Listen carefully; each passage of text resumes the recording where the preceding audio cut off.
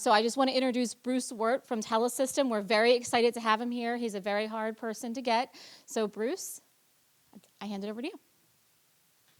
Thank you. All right, let me make sure this works first. Okay, all right, we're good. Ray said this was a small crowd. I mean, to me, it looks like the best crowd I've ever seen in my entire life. Are we streaming? Is this streaming? Is this, okay, streaming worldwide, right? So this is officially the best crowd I've ever seen in my entire life, worldwide! Yeah. That's right. All right, keep the energy going.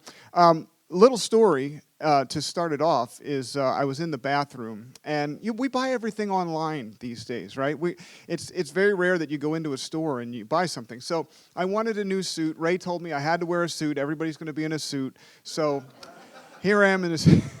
So I'm in the bathroom, and we have automatic soap dispensers here at the Gaylord, and no matter what, the soap just does not want to stop coming out. So I put my hand in the soap dispenser, and then I move it over to the water, but the soap continues to come out and out and out. And the tailoring on my suit, because I bought it online, is not the way I want it, so I probably have soap all over my sleeve. But that's just the way my day started today. But I'm so happy to be here at TechFest. It's, from what I understand, talking to Ray, leading up to this event, such a great community, and I love the fact that everybody works together. And we'll talk a little bit about the power of networking. And I'm going to talk to you about my journey in leadership, and it's very personal.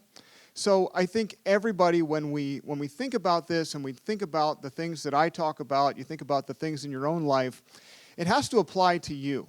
So if you take something that I say, make sure that you go and you apply it to your life, because it's going to sound and play differently with everybody. So I'm going to start with my journey, and it goes all the way back to when I was a kid. There was a quote, and most of you who grew up after the 1950s, I think that's almost all of us, winning isn't everything, it's the only thing. Does anybody know who said that? Come on, shout it out. Who said that?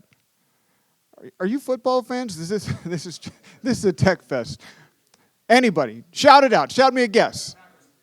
Yeah, Vince Lombardi. That's where. Okay, that's right. Yeah. Guess what?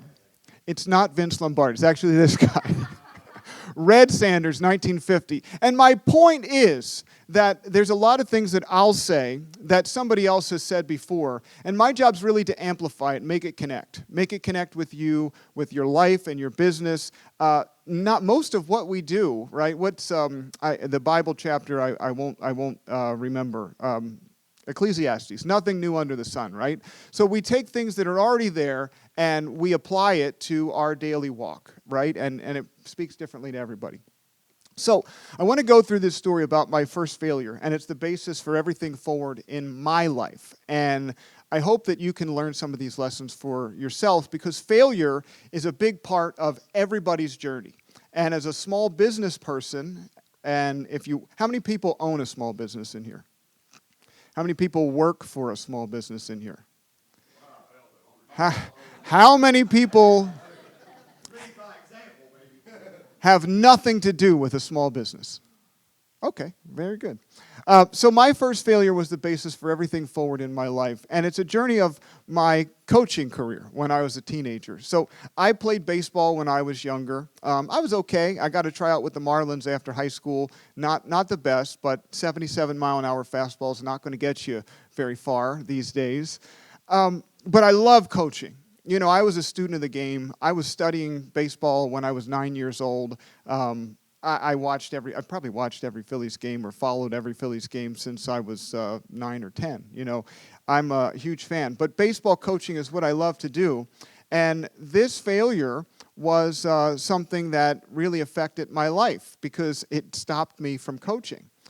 I wanted to win so badly in this situation that I forgot what being a leader was all about. We had a team. They were 10, and I was 15 or 16. And great to have that opportunity when you're so young. But that's how invested I was in baseball. So I had this team of 10-year-olds right on the verge of the playoffs. I mean, we were so close we could touch it. We had to win one more game. My brother was an excellent pitcher. He actually could have played and gotten a scholarship in college, but he blew his arm out at 17 and he would have had to have Tommy John surgery, and he just decided that wasn't going to be his path. But at 9, he could do anything. So I had this group of 10-year-olds, needed to win the game. Guess what? Devin, you're suiting up. You're going to play in this game. And that desire to win over desire to lead is something that really hurt me, because it was the first time ever that I was fired from a job in my life, and the only time. And thankfully, I went through that experience. And here's what happened. So we go, and he suits up. We win the game. Everybody's happy. I'm happy. But the parents there, who I was short-sighted. You know, you're 16, you know everything. The parents there came not to see him pitch. They came to see their kids play the game. And even more short-sighted is some of the, that's the Frankfurt Boys Club right there in good old Philadelphia. So some of the Frankfurt Boys Club board of directors had kids on my team. So short-sighted me didn't think that any of this was going to be a problem. So we go and we win the game, and they say, hey, guess what? Your coaching career is done. And that failure really sat with me for a long time, because I really, at that point in my life, I was very motivated by leading. And I want to talk to you about something where this journey and this experience teaches you something much more than just winning or losing a youth baseball game or getting fired from that team. Because leading is about building a strong core. It's about building and motivating the team that you have. You're all running, most of you are running or part of small businesses. You have a core of people, and you want to strengthen that core. So if you don't have that strong core and you're just looking for a quick fix, sometimes it can destroy you. And a very real, recent example is the Denver Broncos. Anybody a Broncos fan in here? I'm sorry. So the Broncos in 2022, they traded their 2022 and 2023 first and second round picks for an aging Russell Wilson from this. I'm sorry. And 2 dreadful seasons, and now Russell Wilson plays for the Steelers. And that's an example. So the Broncos were a mid-level team. You know, they didn't quite have the core necessary for that one big piece to take them over the top. And they tried it, and it took them even farther backwards, because now they have to go and rebuild again. So that leads me to my first point. You have to, in your business, you have to build a strong core. That core from the center, the core from within, is the most important thing that you do. And that's a picture of my brother, who's bigger than me. I think I'm more attractive, but he's bigger. Attempting that quick fix can take you backward, or even worse, you'll get fired from that job that you love. So I want to ask you guys, what was my biggest failure as a baseball coach that day? And if you've ever heard me speak before and you know the answer already, then don't speak up. But what was my biggest failure? It wasn't getting fired. Anybody know? Anybody want to guess? Let the kids down. One more. It was how I made them feel. Because as you're running your businesses, it's important to make sure that you're uplifting the people that are on the line, on the production line. So you might have a team of 2 or 3 people, and you're the superhero at the top.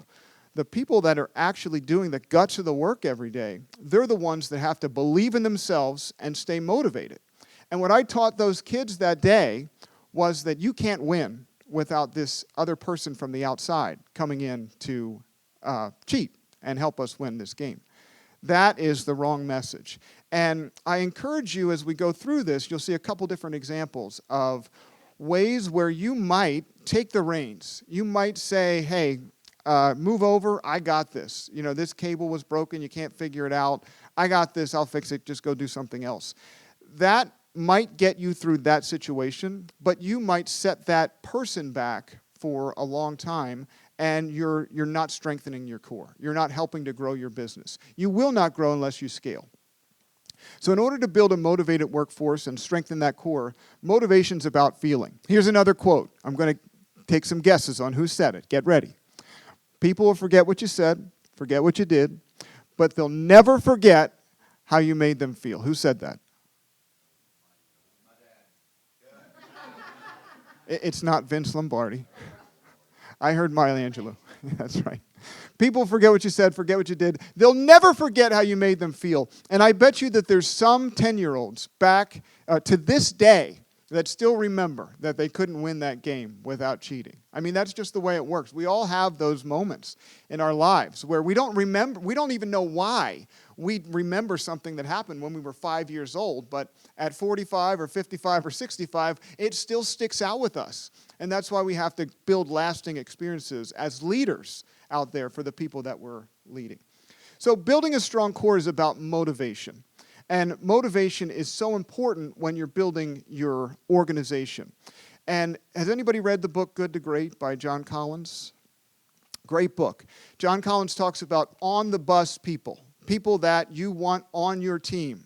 Sometimes you will hire an on-the-bus person, somebody that has all the characteristics that you want in your organization, and that person fails miserably because they're on the wrong seat on that bus. I lead, I'm a front office, chief revenue officer, so I have sales, marketing, product development, and sometimes with sales, you have hunters and you have farmers, right? Anybody do sales in here or have done sales before? Amen. And sometimes salespeople are very good at knocking on doors and finding new business, and they hate to follow up with existing customers, boring to them. Sometimes it's the opposite, right? You're looking at me like I'm crazy. Right. There are people like that, though. What's your name? What's your name? Dave. All right, very nice to meet you, Dave. Sometimes there's hunters, sometimes there's farmers. Very rarely is somebody wired to do both. And sometimes we put those people in the wrong spot. And sometimes when we do that, we want to punt really quickly. We fire them because they're not doing what we expected them to do. They might be an on-the-bus person, but they might be in the wrong seat on that bus. We have to know what motivates each person on our team. We have to uplift them. We have to make them stronger. It goes the same for your network. All of you are here because you're working together. Ray, in the leading up to this event, told me that this is a community. You're all in this to help each other, grow your small businesses together. And in order to do that, you really have to understand each other. You're here because you're going to talk to each other. You're going to be spending time out in the hallway. If we had food this morning, you would have spent time around the food. I'm just kidding. I'm just kidding. We did have some very good coffee. But no, you're going to understand what people do and then how they fill in holes and gaps in what you do. And hopefully that's what you take out of this event, more than just what I'm saying. And the power of your network is so important as you're building that business. And Tim Sanders, author and a speaker, he says your network is your net worth. And the reason he says that is because your network follows you until the day that you hang it up, and probably long after you hang it up and retire. Most opportunities come to you through your network.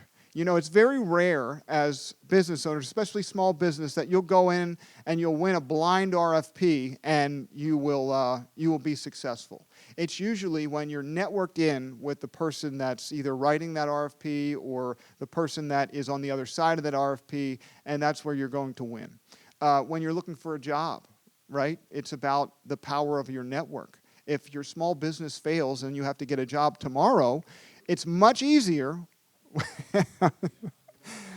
It's much easier when you have a network around you rather than just applying to a job board on it, Indeed. So motivation, what does it mean to motivate? I love this. This is Frederick Herzberg in 1987, I think, has this theory of motivation, and he looks at it like a bank. And banks have deposits, and unfortunately, they have withdrawals. How many people like deposits? How many people like withdrawals?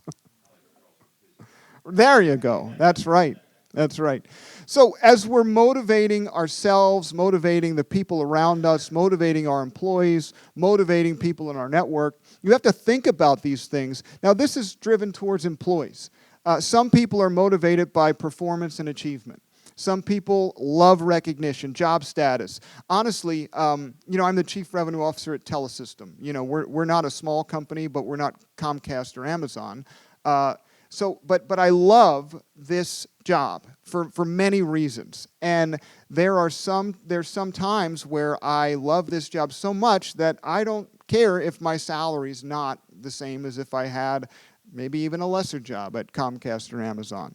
I love the working conditions. You know, I think this is a great organization that we have where I can basically go wherever I want. You know, we have a very remote workforce. It's not about going into one static office. So I think there are satisfiers and dissatisfiers, and everybody has those deposits and withdrawals, and you want to keep that positive for your employees as you're growing your business. So you have to think about this. When you're managing your team, when you're growing your team, you want to make sure that you're having these conversations, because when we get to a later part of this presentation, we'll talk about positivity. If this is negative, positivity is going to plummet, and then you're going to have a problem with your team. And when there's a lack of positivity, it starts that really, really nasty word called organizational cancer.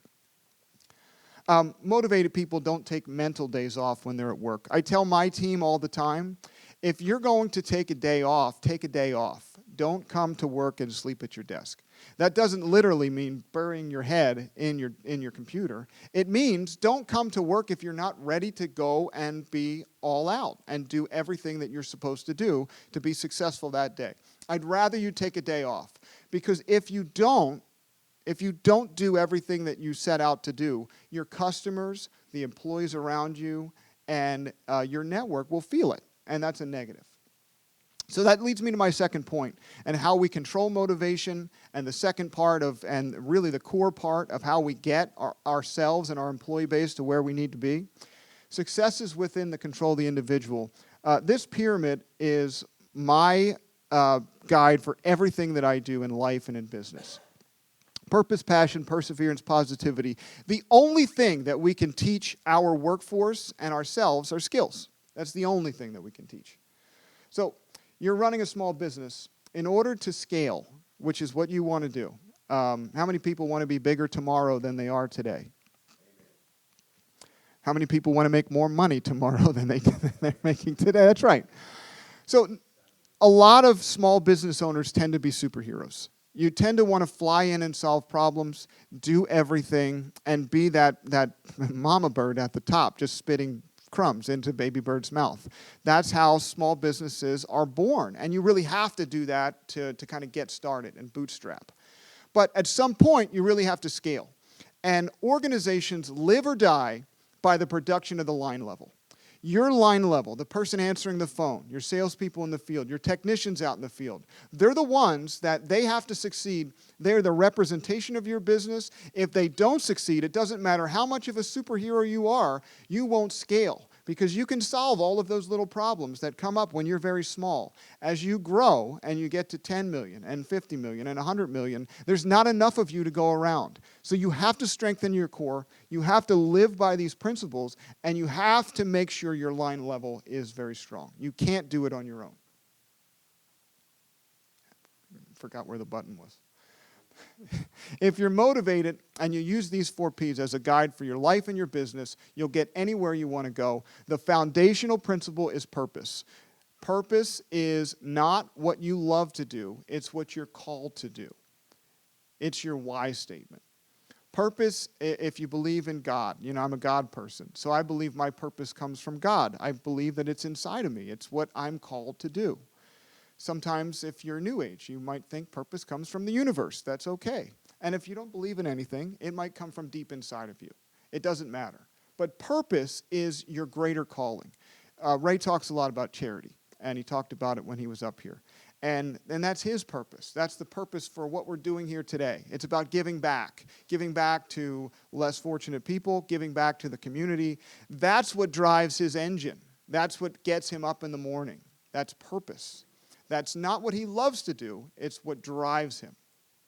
We don't get burned out because of what we do. We get burned out because we forget why we do it. John Gordon, anybody read The Energy Bus? It's a great book. Give it a shot. I don't have any financial tie to it. Most people have read Start With Why by Simon Sinek. And purpose is the center of the bullseye. It's your why statement. And sometimes people confuse why with what and with how.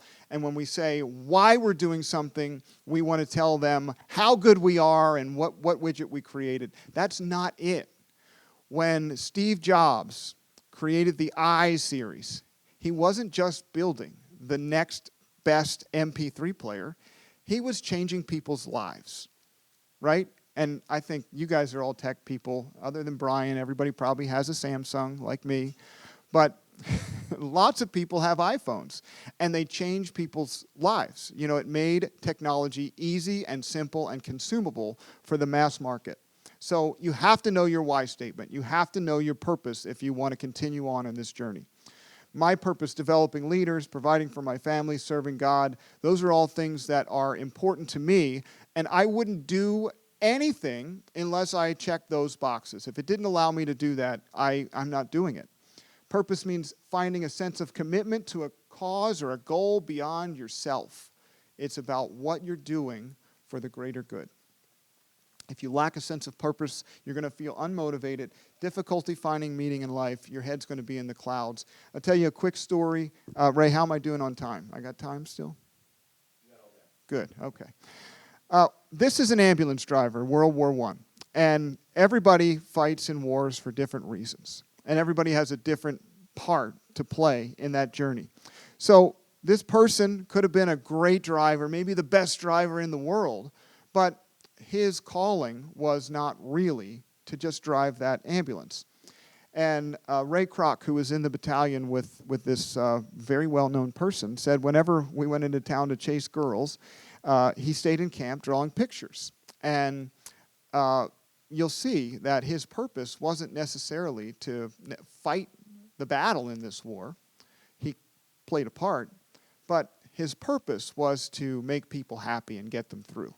Walt Disney turned into a lifetime of making people happy. That's what he wanted to do, was create happiness and joy.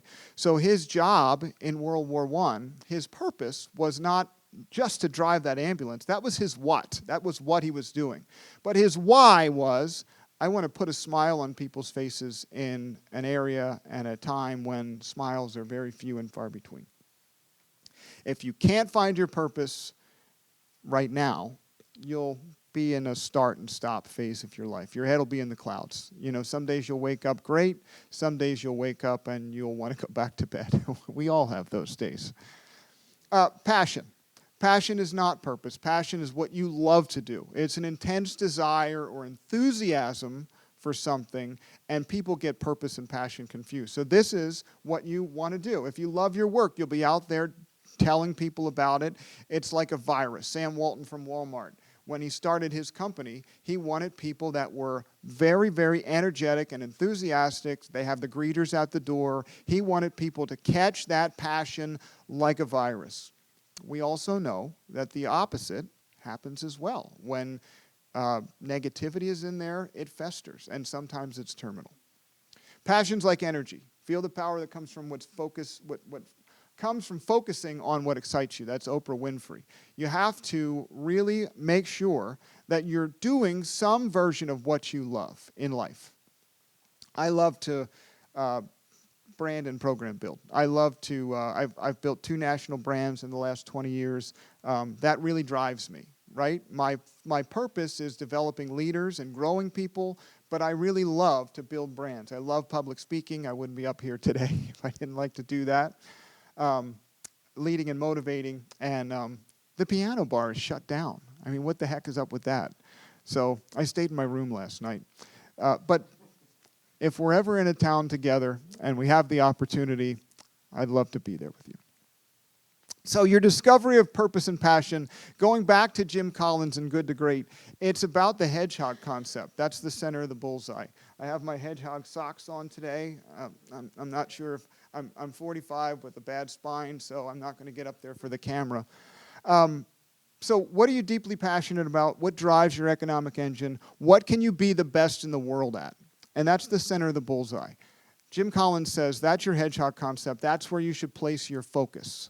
So know your greater calling, know what you love to do, but also make sure it drives your economic engine. Because if you love fly fishing and your calling is out in the wild, it's probably not going to feed your family. Maybe you could live out in the woods and survive off of fly fishing, but probably not the journey that most of you are on. If it's misaligned, you have to think about a time in your life where you've had success, but you've still had trouble motivating yourself to get out of bed. Anybody have had times like that? You're successful right now? Yeah, it's very hard. I mean, if you're trying to figure it out, you're going to have great days and you're going to have bad days. And on the bad days, you just don't want to get out of bed. It is early. It is early. So let's flesh that part out of it. When purpose or passion are misaligned, you'll find it harder to achieve sustainable success. So I had a stint in radio in the late what do we call it? It used to be like the 1900s or the 1990s, the late 2000s, early 2000 teens, and an AM radio station. And we actually had a pretty popular professional wrestling show. We had 100,000 listeners or so. But it wasn't something that was going to pay the bills. You know, it wasn't going to allow me to feed my family. It wasn't going to allow me to be a leader. And it was something that I was pretty good at, but just not something that was sustainable. Same thing with sales in a contributor role. I think I'm a good salesperson. I think I am. But it's not something that continuously drives me. I want to lead. I want to build brands. I want to motivate. So you might have success when you're misaligned, but it's going to come in waves and bursts. Once you get those two things, and you have to get these two things first, right? They're foundational. Then perseverance comes into play. And that's where you have persistence in doing something despite difficulties. Fail early, fail often. Remember, I said this is a journey of failure. This is, life is about failure and learning lessons from it. And we all have micro failures and macro failures every single day. I think I make up quotes a lot, and my wife always makes fun of me when I have a quote and I say something and she says, no, somebody said that before, look it up. So your past is a present from your future. I don't know if that's what I said or if I heard that somewhere, but it's on there. You have to earn the position that serves your purpose and your passion. I need a drink.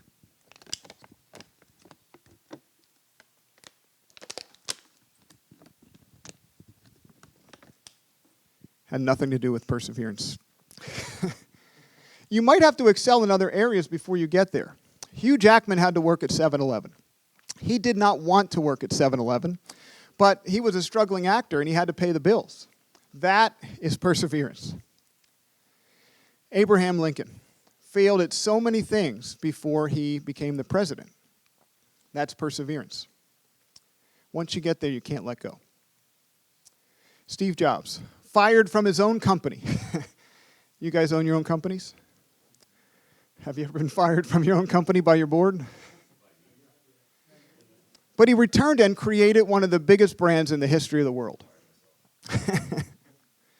Oprah Winfrey, unfit for television news. She had too much emotion in her stories. Now she's a worldwide iconic interviewer. Perseverance is something that when life gets us down, but we know our purpose and our passion, we have to keep going. We have to make sure that we're pushing through the obstacles and getting where we know we need to go. And the last thing on the pyramid is positivity. So positivity is not just about smiling like this guy. You don't want to tape clothespins to your face.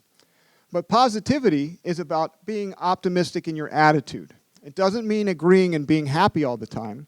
It means bringing energy and enthusiasm to your work. So when you guys wake up in the morning, and how many people have less than 5 employees? Does your employee base always have energy and enthusiasm to do what they're doing that day? Or does it vary? Okay. So you have to make sure that you and your base of employees have energy and enthusiasm to do their work. Otherwise, it turns very negative. It means being supportive of others, supportive of the processes that you're using, supportive of the clients that you work with and of the organization. And it's as simple as a bad receptionist. If the person at the line level, closest to the production line, answers the phone and they sound miserable, is that customer or that person in your network really going to want to call back? They might call because they have to sometimes. but they're really not going to want to do business with you. And that's where the line level comes into play the most. Because that positivity, making sure that that person is energetic, happy, and excited to be there is one of the most important things you can do. And you all have your teams of people that answer the phones. I think in this economy and with private equity coming into a lot of businesses, and the first thing we do is we start wringing out EBITDA and cash flow by moving things overseas. We're taking away that experience sometimes. The first call is a real negative. You're having a lot of trouble explaining your problems to that person overseas and trying to get to the right person. And that's why all of you really exist, right? You're taking that technology, you're making it simple for your people. So if your people answering the phone aren't positive, they're not optimistic, they're not putting on a good face, then it's the same thing as calling the next big company and having that first call go overseas. All right. Can I have a volunteer real quick? Right? All right, hold that out like this. Right there. Does anybody know how heavy that phone is? All right, just guess. 8 ounces. 7 ounces. Well, no, your hand's going. Just leave it up there for a little bit. The answer is, he put it down because it's heavy. The longer it's thank you very much, Dave. Whose phone was this? The answer is, the longer you hold it, it doesn't matter what it weighs. The longer you hold it, the heavier that it becomes. And that's what positivity is. That's what communication does. Communicate, or stuff gets heavy. If you hold it out and you hold your problems and you're not communicating with the people around you, whether that's in your business or your network or your life, if you hold on to things, you're not going to get the results that you want, and things will turn very negative. And if you don't inspire an environment of communication in your business, right, even if you have a very small team, then problems will get really heavy. And things will get really negative. And when cancer strikes a business, it's really hard to come back. I mean, people talk about cutting out cancerous employees, but once they start to make each other negative, it's really difficult. And then you're back to yourself. If you want to grow, you have to foster an environment of communication and an environment of positivity. If people hold on to problems, you are in trouble. Positivity builds trust. Stephen Covey, another great author. Trust is the glue of life, the most essential ingredient in effective communication. It's foundational. You have to trust each other. In your network, doing what you're doing this week, or at the end of this week here today, you have to build trust with each other so that you'll want to use each other for different projects. In your business, your people, your employees, they have to trust each other. And in order to trust each other, they have to build positivity. They have to communicate. Last book that I'll push on you. It's called The Oz Principle by Connors and Hickman. And in terms of building communication and positivity, it's about experiences that create beliefs, that create actions, and ultimately you get results. So if you have a terrible experience with somebody over and over again, you're going to believe that that person is not your friend. And it'll lead to negative actions, and you'll have negative results. But within your business, if you create positive experiences with your employees and your customers, they'll have positive beliefs about each other, positive actions, and positive results. That's what it is. People hear your words. They feel your attitude. When there was just a few people in here, I told a little story about my family. We moved to South Carolina from Pennsylvania a few weeks ago. And my kids came back up so they could finish school. They're small. It started late. And we live with my mother-in-law, so be easy on me today. I've never known what it was like to live in prison. I've found out in the last couple of months. Is this streaming? I'll edit that part right out. And then make large posters afterwards. After about 2.5 months of living with your mother-in-law in a very small house, I mean, it's a beautiful house and good for her. She lived by herself until my 2 kids and my wife and my 2 dogs and my 2 cats all got in there. It's small now. People hear your words, but they feel your attitude. So over that time period, I'm not communicating. I'm up in my little cell, right, getting my three meals. And it gets heavier and heavier and heavier. And finally, we had that interaction that was bound to happen where, I'm putting on a fake smile. I have the clothespins on and saying all the right things. But, she said, I just don't feel like you like me. And it's a little bit sad. And we had a great conversation. I love my mother-in-law. But the truth is, I really don't like living with you. So what happened was, she heard my words, but she felt my attitude. It wasn't very good. Still not to this day. The only thing we can teach when all those things are in order, purpose, passion, perseverance, positivity, add the other stuff from Dave, the only thing that we can teach are skills. That's what we can teach and learn ourselves. That's what we can teach our employee base. That's the only teachable thing. Everything else is within the individual. I think you can do anything you want to do within reason. I wasn't born to play in the NBA. Neither was Ray. But you can do anything that you want to do that's within reason. I mean, if you shoot enough free throws, maybe, right? You just get fouled all the time. Embiid does it. You can't teach the 4 Ps, but you can model them to your employees. So they have to understand the purpose journey has to be within the control of that person. They have to know their passion. You can guide them to it, and you can show them by knowing it yourself. Then modeling perseverance, positivity. The only thing we can teach is skills. Where does this all lead us? Accountability. That's the last point, and we'll wrap up here. I think I'm good on time. I got you. Good. Another 10 minutes. You have to be accountable. Your destiny is mostly within your control. Mostly. I mean, we all have outside factors. Money is one of them. Leaders. You have to provide a plan to your employees. And this is very important because especially in a small business, you tend to hold everything in here. You're the superhero. You know it. You're going to share when you think they need it. They need the plan. They need to know the journey. They need to know what the goal line looks like. They need to know all of the milestones. That's very important. You have to evaluate along the way. Sometimes in a small business, we hire people that we know. We hire our friends. We like them. It's very hard to evaluate them. But evaluation is so important. And you can do it in a way that's not a very negative thing. You can evaluate people in a way that is uplifting to that person. Hey, you're very good at this, but you need some work here, and let me tell you why. You have to motivate employees as well. You have to coach. If you're not evaluating and coaching, they're never going to get better. If you're only telling somebody positive things, then they're never going to understand where they can learn and where they can grow. And I said this before. It's easy to punt or kick a field goal when you run into trouble. But you have to understand how much work you did to get to that point on the field.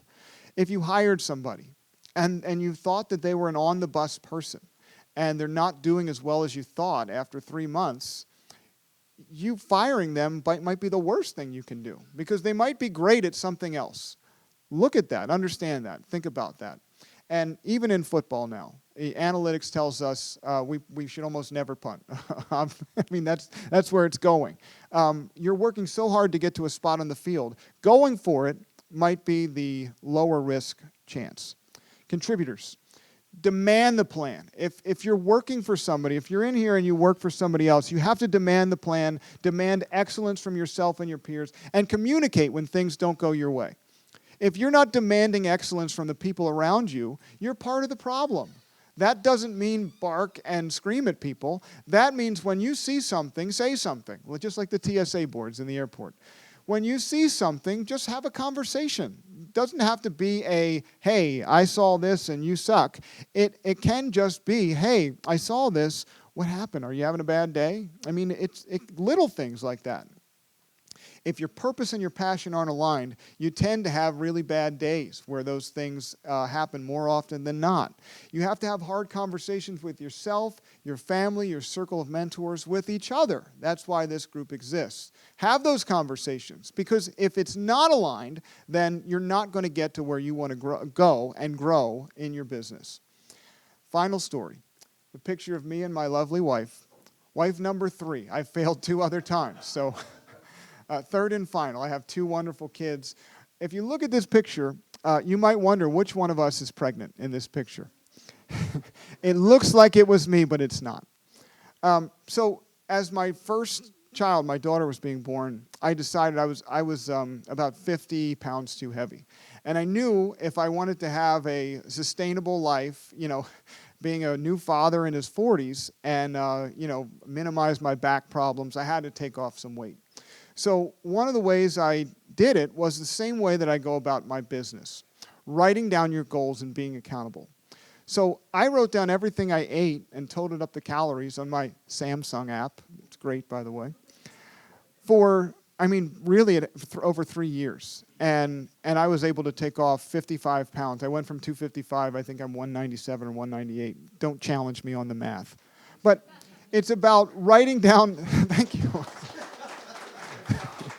Thank you. I still like donuts, I still like ice cream, but you have to know that calorie count. Write down your goals, daily, weekly, monthly, long-term. Write them down every day and hold yourself accountable. If you do that, and you work for somebody, and everybody works for somebody. You either work for somebody in your business, or you work for your family, or you work for your board of directors, you work for your kids. If you do that, nobody will hold you accountable except for yourself. What you put on that paper is not lying to you. If you ate 4,000 calories yesterday and you wanted to eat 2,500, the 4,000 is not going away. You still did it. The opportunity is you can make it up tomorrow. You just have to make sure you stay on your plan. All right, wrapping it all up. Failure is part of your journey. Going back to the beginning. If I didn't fail as a baseball coach, I might not be here talking to you today, which is something I love to do. Michael Jordan cut from his 7th grade basketball team and went on to win a handful of titles and one of the best players ever in the world. And in the spirit of everything that we talked about today, everything that Ray said and Trish in the beginning, when you find your path, we have to pay it forward to others. That was my house growing up, right next to the one with the boards. And most of the people in the neighborhood I grew up in didn't make it. They went on to sell drugs, not technology. They might be in prison, and unfortunately, they might be dead. I don't know. They could.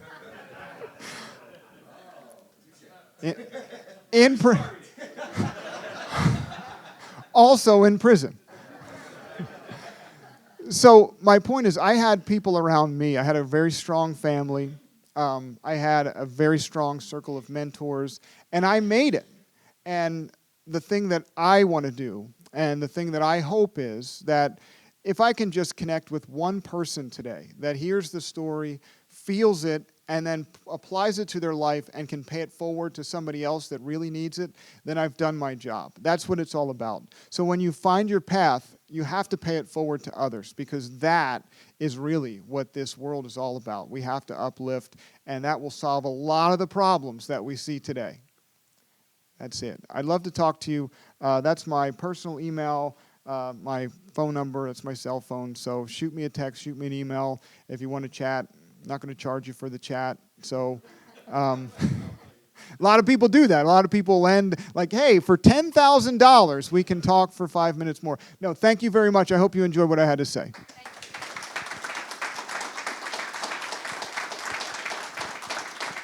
The best crowd I've ever seen in my entire life, worldwide.